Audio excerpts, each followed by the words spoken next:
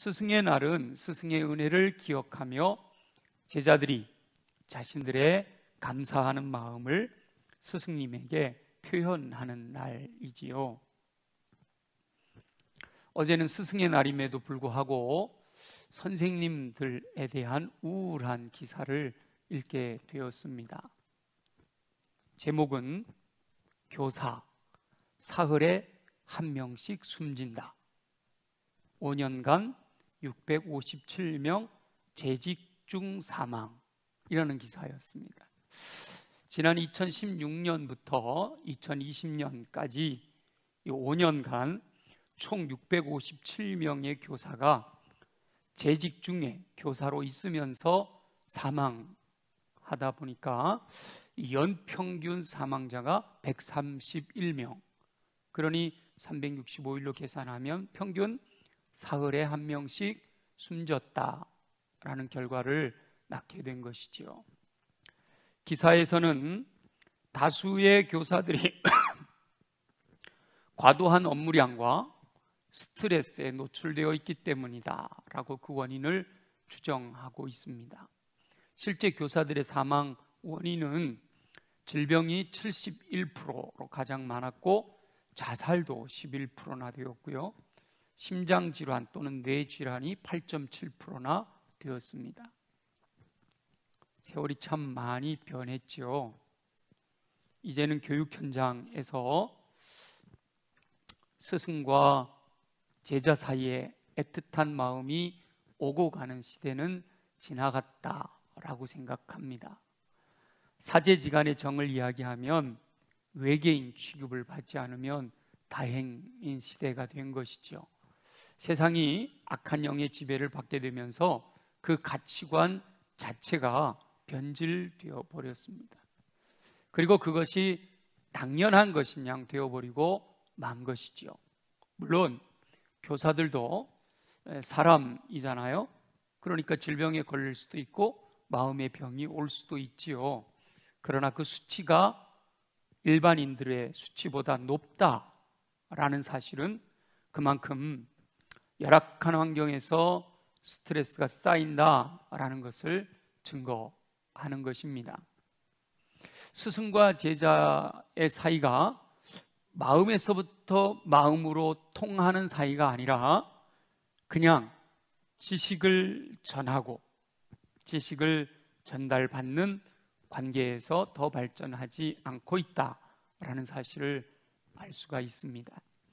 진정한 사제지간의 아름다움은 사라지고 그냥 직업으로서의 교사만이 존재하고 학생들은 선생님들에 대한 최소한의 예의마저 사라져버린 시대가 되어버렸다라는 겁니다.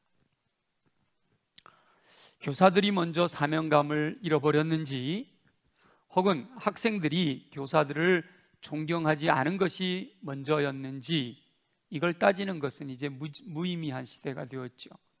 처음 시대가 이렇게 변해갈 때는 이걸 먼저 많이 따지기도 했습니다. 그러나 이제는 그런 것 따질 시대가 넘어서 버렸다는 거예요. 이와 같은 시대에 하나님께서 우리 그리스도인들에게 어떤 사제지간을 요구하시는지, 우리 그리스도인들은 사제지간의 관계에서 어떻게 행동하기 원하시는지 말씀하시는 음성을 듣고 순종하는 삶을 사는 저와 여러분 되시기를 예수님의 이름으로 축원합니다. 사실 성경에는 사제지간의 관계에 대한 명령이 그리 많지는 않습니다. 그 이유는 아마도 성경은 진정한 가르침을 가정에서 시작하기 때문일 가능성이 많습니다. 하나님께서는 부모에게 자녀들을 교양과 훈계로 양육하라 라고 가르치십니다. 1차적인 교육의 책임이 부모에게 있는 것이죠. 그러니까 부모가 스승으로서 자녀들에게 하나님의 말씀을 가르칠 것을 명령하고 있습니다. 그러니까 교육이 학교에서 시작되는 것이 아니라 가정에서부터 시작이 되는 겁니다. 그러므로 부모가 스승이 되는 것이 먼저였지요. 그러니까 부모와 자녀와의 관계, 자녀는 부모를 공경하고 부모는 자녀를 주의 교양과 훈계로 양육하라, 노엽게 하지 마라. 이 관계가 형성이 되면 사제지간에는 문제가 없었던 거예요. 그렇다고 해서 성경의 사제지간에 대한 이야기가 아예 없는 것은 아닙니다. 물론 성경에서의 사제지간은 오늘날의 학교와 같은 제도 아래 형성된 것은 아니지요. 모세와 여호수아, 이렇게 사제지간이라고 할 수 있잖아요. 1대1로 도제 형식으로 한 사람을 오랫동안 양육하는 이런 관계가 있었고, 엘리야와 엘리사도 사제지간이라고 할 수 있죠. 근데 이 엘리야와 엘리사 시대에는 선지자 학교가 있어서, 그렇다고 지금 같은 제도는 아니지만 다수의 제자들이 한 명의 선생님을 따르는 그런 모습도 보입니다. 물론 사도 바울은 길리기아 다소가 고향이지만 예루살렘으로까지 유학을 와서 가말리엘이라고 하는 율법 학사 밑에서 그 문화에서 배웠다라고 알려져 있습니다. 그럼에도 이 현대적 개념의 학교는 이 증기기관의 발명으로 급속적인 산업화가 이루어지면서 생겨난 제도입니다. 가정에서 모든 것을 가르치거나 소수의 무리들이 선생님을 모시던 학교에서 오늘날과 같은 조직화된 제도로 발전하게 된 것이지요. 그러니까 오늘날의 학교와 같은 제도가 형성된 것은 그리 오래되지는 않았습니다. 그래도 이 사탄의 가치관이 세상을 지배하기 전에는 사제지간에 인간적일지라도 돈독한 정이 오고 갔습니다. 여기 지금 제연배쯤 되는 어른들은 다 그래도 선생님에 대한 존경심을 가지고 학창시절을 보냈죠. 선생님의 그림자도 밟지 않으려고 하는 그런 마음으로부터 우러나오는 존경심을 가지고 학창시절을 보낸 분들이죠. 물론 우리나라는 유교적인 바탕에서 군사부일체라는 가치관이 정립될 정도로 이 스승에 대한 존경심을 굉장히 강조하였습니다. 그러나 극단적인 자본주의를 통해 물질 만능주의가 팽배해지면서 사제지간도 진정한 마음이 오고 가는 관계가 아니라 형식적인 지식 전달의 수단으로 전락해버리고 말았습니다. 게다가 개인주의와 이기주의가 팽배해지면서 더욱더 사제지간의 인간적인 끈끈한 정은 사라지고 있는 것이죠. 요즘은 강단에서, 학교 강단에서도, 교단에서도 함부로 말을 못한다고 그래요. 아이들이 스마트폰을 다 하나씩 갖고 있으니까 바로 들이댄다는 거예요. 동영상 찍고 증거를 남겨서 SNS에 올려버리면 그냥 하루아침에 무너져 버리는 것이 교권이다 말이죠. 오히려 그래서 사제지간이 서로를 경계하는 관계로까지 발전해버리고 말았습니다. 이와 같은 시대를 사는 우리 그리스도인들은 세상의 가치관을 따라 사는 것이 아니라 하나님께서 기뻐하시는 뜻이 무엇인지를 깨달아 순종하는 삶을 살아야 할 줄로 믿습니다. 이 사제지간에 대한 하나님의 뜻이 기록된 말씀 중 하나가 오늘 함께 읽은 본문 말씀입니다. 다시 한번 사제지간의 관계를 생각하면서 함께 읽어봅니다. 시작. 가르침을 받는 자는 말씀을 가르치는 자와 모든 좋은 것을 함께 하라. 아멘. 성경에 기록된 사제지간은 세상적인 지식을 나누는 학교 개념이 아니라 교회 안에서 말씀을 가르치고 배우는 관계에 대하여 말씀하고 있습니다. 가르침을 받는 자는 제자이고 가르치는 자는 스승이 되는 것이지요. 그런데 본문을 보면 말씀을 가르치고 배우는, 가르침을 받는 자는 말씀을 가르치는 자와 이렇게 말씀하셔서 말씀을 가르치고 배우는 사람들과의 관계에 대하여 교훈하고 있습니다. 교회 안에서 이루어지는 사제지간의 관계를 설명하고 있는 것이지요. 이것은 갈라디아 교회의 상황과도 밀접한 관련이 있습니다. 갈라디아 교회에서 가르치는 자들은 풀타임으로 자신들의 생업을 가지지 않고 오직 성도들을 가르치는 일에 전념하는 사람들을 의미합니다. 그들의 가르침을 받는 성도들은 말씀을 가르치는 자들과 모든 좋은 것을 함께 하라라고 명령하고 있습니다. 그러니까 1차적으로 이 명령을 받는 사람들은 가르침을 받는 사람이죠. 제자란 말이에요. 가르침을 받는 사람은 말씀을 가르치는 자, 스승과 모든 좋은 것을 함께 해라, 이렇게 말씀하고 있는 거죠.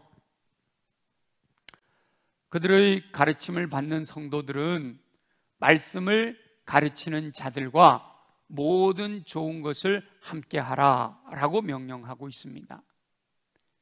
교회 안에서 사제지간은 1차적으로 가르침을 받는 자에게 명령하고 있지만, 이것은 함께, 사제지간은 모든 좋은 것을 함께 하는 관계여야 한다라고 말씀하고 있습니다. 모든 좋은 것, 내게 좋은 것이 있을 때 생각나는 사람, 사제지간은 그래야 된다는 거죠. 이 명령은 말씀을 가르치는 자들이 영적인 보화를 나누어 준다면, 가르침을 받는 자들은 물질적인 것으로 가르치는 자들의 삶을 책임져야 함에 대한 말씀입니다. 사도 바울은 자비량 선교사였기 때문에 재정적인 후원이 그렇게 많이 필요가 하지 않았어요. 그러나 사도 바울로 인하여 세워진 교회를 책임지는 그 후대 사람들은 삶의 영업 이익을 위한 삶을 살지 않고 전념하여 섬기고 있었기 때문에 그들의 삶은 가르침을 받는 자들이 책임져야 하는 상황이었기 때문이죠.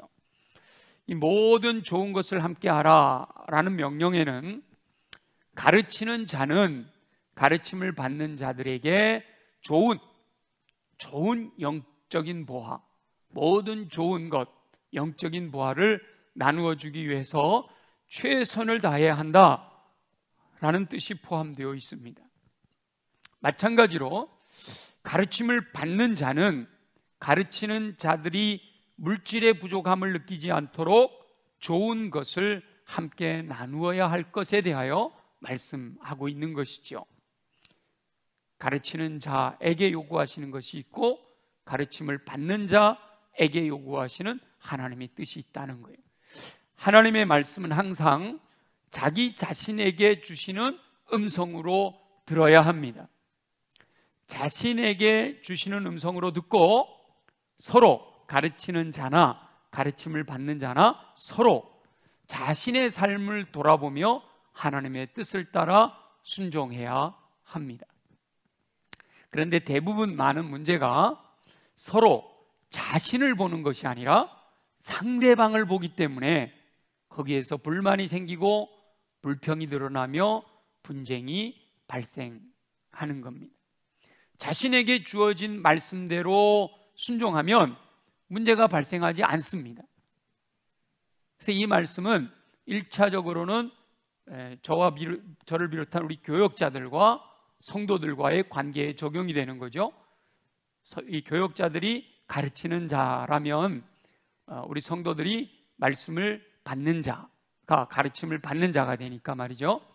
그러나 이 가르치고 가르침을 받는 관계는 교역자와 성도들과의 관계에만 적용되는 것이 아니라 더 확장됩니다. 그래서 교회 안에서는 교회 학교에서 봉사하는 분들도 적용되고, 구역에서 형성되는 관계이기도 하고, 1대1로 제자를 양육하는 관계에서도 적용이 되는 겁니다. 그래서 어떤 경우는 내가 가르치는 자고 내가 가르침을 받는 자라면, 또 어떤 경우에는 또 내가 가르침을 받는 자이고 상대편이 가르치는 자가 될 수도 있다라는 거예요. 그래서 항상 하나님의 말씀은 먼저 깨달은 영혼이 말씀대로 실천해야 되는 거예요. 상대방을 탓하는 것이 아니라, 너 왜 말씀대로 안 사는 거야? 탓하는 것이 아니라, 말씀을 깨달은 영혼이 내게 주시는 주님 음성으로 들렸으니까 내가 먼저 말씀대로 실천하게 되면 놀라운 변화가 일어납니다. 상대방을 탓하기에 앞서 말씀대로 실천하고 있는지 자신을 돌아보며 성령님의 이끄심을 따라 순종해야 합니다. 물론 이 교훈은 교회 안에서 주어진 말씀이지만 비록 교회 안에서만 적용되는 것은 아닙니다. 하나님께서 말씀하신 이 사제지간의 원리, 모든 좋은 것을 함께 하라 라는 이 원리는 일반적인 사회의 사제지간에도 적용될 때 아름다운 관계를 형성할 수가 있게 되는 거죠. 일반적인 사제지간에서도 스승과 제자가 모든 좋은 것을 함께 하게 된다면, 우리 주님이 말씀하시는 오늘 본문의 핵심은 사제지간에 모든 좋은 것을 함께 하라 라는 거잖아요. 이 말씀이 사제지간에서 실천된다면 오늘날 학교에서 사제지간에 일어나는 불미스러운 문제는 다 사라지겠죠. 좋은 것을 함께 나누는 관계라면 뭐가 문제가 되겠습니까? 그런데 이렇게 모든 좋은 것을 함께 하라 라는 이 사제지간의 진정한 모범도 바로 예수님과 12 제자에게서 찾아볼 수가 있습니다. 물론 예수님과 모든 인류와의 관계에서 적용되는 일이지만 특별히 사제라고 할 때 예수님, 선생님과 제자, 12 제자의 관계에서 우리가 찾아볼 수 있게 되는데, 예수님은 스승으로서의 진정한 모범이 되신 분입니다. 물론 제자들은 처음에는 깨닫지 못하여 예수님의 마음을 아프게 해드리기도 했지요. 그러나 성령으로 충만함을 받은 후에는 자신들이 해야 할 사명을 정확하게 깨닫고 예수님의 마음을 기쁘시게 해드리는 삶을 살았습니다. 예수님께서는 선한 스승으로 제자들을 위하여 생명까지 내어주셨습니다. 모든 좋은 것을 함께 하시되 가장 귀중한 생명까지도 내어주셨단 말이죠. 제자들은 처음 깨닫지 못하였을 때는 하나님의 뜻대로 행하지를 못하였습니다. 그러나 성령으로 충만함을 받은 후에는 예수님께서 새 계명으로 주신 말씀대로 예수님께서 사랑하신 것처럼 서로 사랑하는 삶을 살았고, 더 나아가서 예수님께서 사랑하는 영혼들을 구원하기 위하여 생명까지 내어놓는 삶을 살 수 있었습니다. 우리 모든 그리스도인들은 바로 이 예수 그리스도의 마음을 품고 살아야 할 줄로 믿습니다. 예수님께서 행하신 삶을 모범으로 삼아 그 예수 그리스도를 닮은 삶을 살고자 노력해야 하는, 하나님께서는 사제지간에 모든 좋은 것을 함께 해라 라고 말씀하시는 거예요.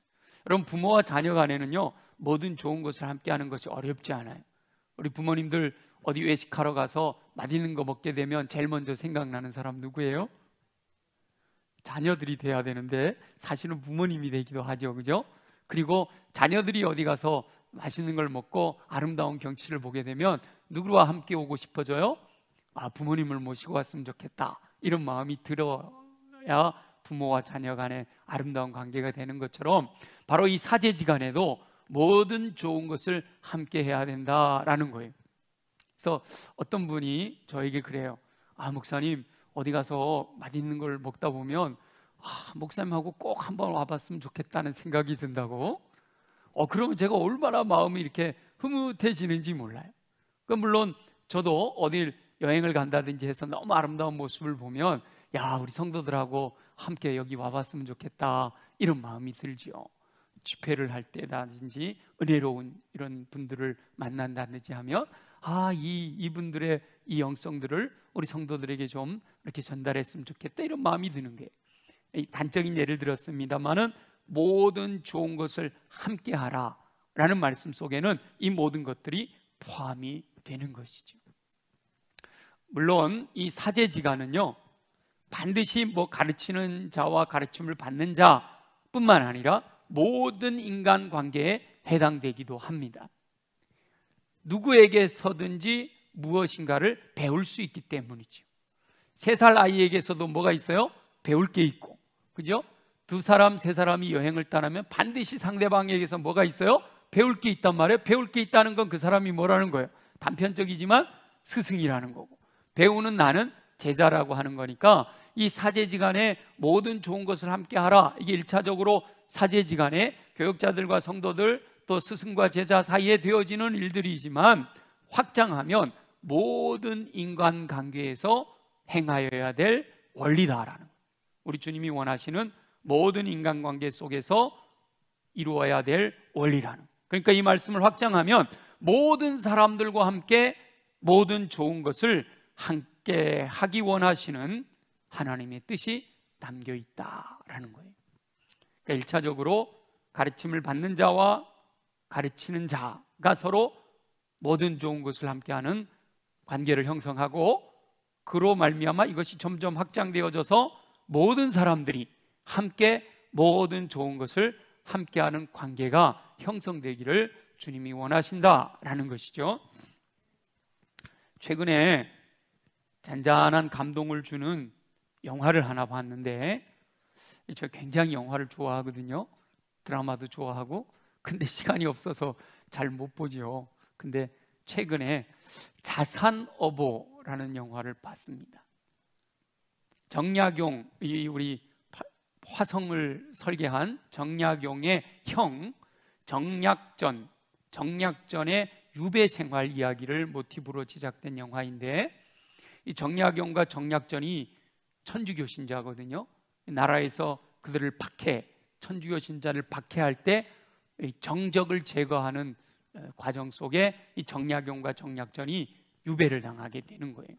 정약용은 아마 강진으로, 정약전은 흑산도로 이렇게 유배 생활을 하게 되는데, 이 정약전이 흑산도의 유배 생활 중에 창대라는 청년을 만나 이루어지는 여러 가지 이야기들이 전개됩니다.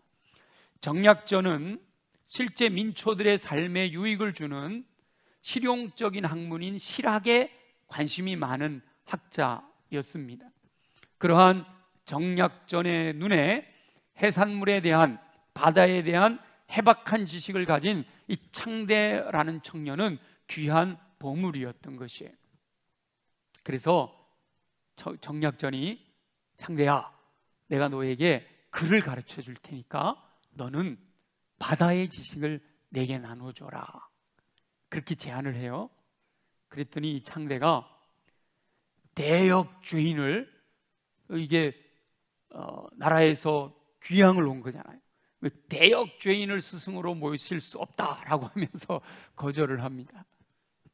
그래서 정약전이 지혜를 발휘하는데, 그러면 이렇게 스승과 제자라고 하지 말고 너는 바다에 대한 지식을 가지고 있고 나는 글을 너보다 많이 알고 있으니까 이 서로의 정보를 나누는 거래, 스승과 제자가 아니고 거래하자, 거래. 너는 바다의 지식을 날 주고 나는 글에 대한 지식을 너에게 알려주겠다 라고 해서 정약전은 창대에게 글을 가르치고 창대는 바다에 대한 자신의 지식을 나누어 주는 그런 관계가 되었습니다. 그 과정 중에 글을 배우면서 글에 대한 의미를 깨닫게 되고, 글을 통하여 인간의 도리를 배우면서 감명을 받은 이 창대가 정약전에게 절을 함으로 이때부터 진정한 스승과 제자의 관계가 형성이 되는 거죠. 그리고 동생인 정약용과의 서신왕래와 또 실제적인 제자들의 교류를 통해서 창대가 정약전의 제자라는 사실이 사람들에게 알려지기 시작합니다. 그런데 이렇게 배움이 많아지면서 갈등이 생기는데요. 서학, 천주교를 따르는 정약전과 성리학, 유교의 논리로 살겠다라고 하는 창대가 서로 결별하게 됩니다. 이 스승과 결별한 창대는 과거를 보고 벼슬길에 오르게 되지요.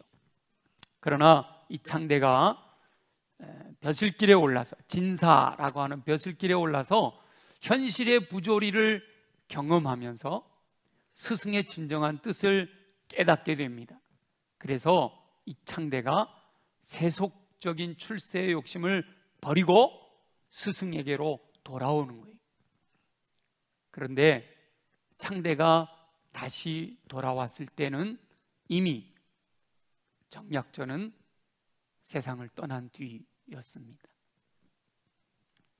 이 정약전이 죽기 전에 자산어보라는 책을 집필했는데, 이 스승을 찾은 창대는 정약전이 남겨놓은 자산어보를 읽다가 이 흑산도에 와서 처음 창대를 만났을 때의 그 느낌부터 이렇게 쭉 창대에 대한 제자를 향한 애정이 듬뿍 담겨있는 그 스승의 마음을 읽으면서 오열하게 되죠.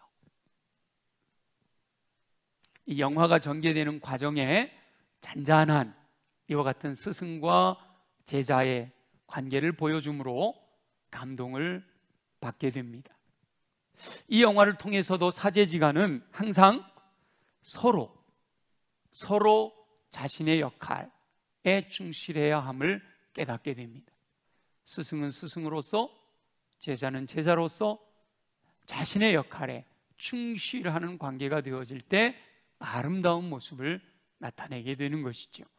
하나님께서는 사제지간은 모든 좋은 것을 함께 해야 한다라고 명령하십니다. 사람마다 가지고 있는 좋은 것이 다르잖아요. 그 자신에게 하나님께서 허락하신 자신에게 있는 모든 좋은 것을 함께 나누는 삶이 바로 아름다운 사제지간이다, 이렇게 말씀하시는 거죠. 예수님과 성령 충만한 제자들은 하나님의 뜻을 따라 서로 가장 귀중한 생명까지도 함께하는 삶을 살았습니다. 스승의 주의를 보내는 저와 여러분에게도 하나님께서는 말씀하십니다. 모든 좋은 것을 함께하라 라고 하는 이 명령은 저와 여러분이 확장된 사제지간을 비롯한 모든 관계에서 실천해야 할 교훈인 줄로 믿습니다. 이 모든 좋은 것을 함께하는 태도는 겉으로 드러난 형식만이 아니라 마음으로부터 우러나오는 진정한 것이어야 의미가 있습니다. 물론 우리 어버이 주일 효도에 대해서도 말씀드릴 때 효는 흉내라도 내야 된다 그랬잖아요. 물론 이 사제지간도 형식적으로라도 없는 것보다는 있는 게 낫지만, 그러나 마음에서부터 우러나오는 진정한 좋은 것을 나누는 마음이 되어야 한다라는 거예요. 모든 관계에서 진정 마음으로부터 우러나오는 태도로 이 모든 좋은 것을 함께 할 수 있다면 하나님께서 기뻐하시는 세상을 만들어갈 수 있는 것이죠. 스승의 주의를 보내는 저와 여러분은 먼저 확장된 사제지간이라 할 수 있는 이 모든 관계에서 모든 좋은 것을 함께 나누는 삶을 사시기를 간절히 소망합니다. 그리고 더 나아가서 모든 인간관계에서 이 모든 좋은 것을 함께 하기 원하시는 하나님의 뜻을 따라 순종하는 삶을 사는 저와 여러분들이 되시기를 예수님의 이름으로 축원합니다. 우리 주신 말씀을 기억하면서 하나님께서 원하시는 뜻대로 순종하며 살아가기를 소망합니다. 우리 함께 간절히 통성으로 기도합니다. 항상 말씀하시는 우리 주 여호와 아버지 하나님, 스승의 주의를 맞아 하나님의 음성을 듣게 하시니 감사합니다. 하나님께서 원하시는 뜻을 분별하여 그 뜻대로 순종하는 삶을 살게 하여 주옵소서.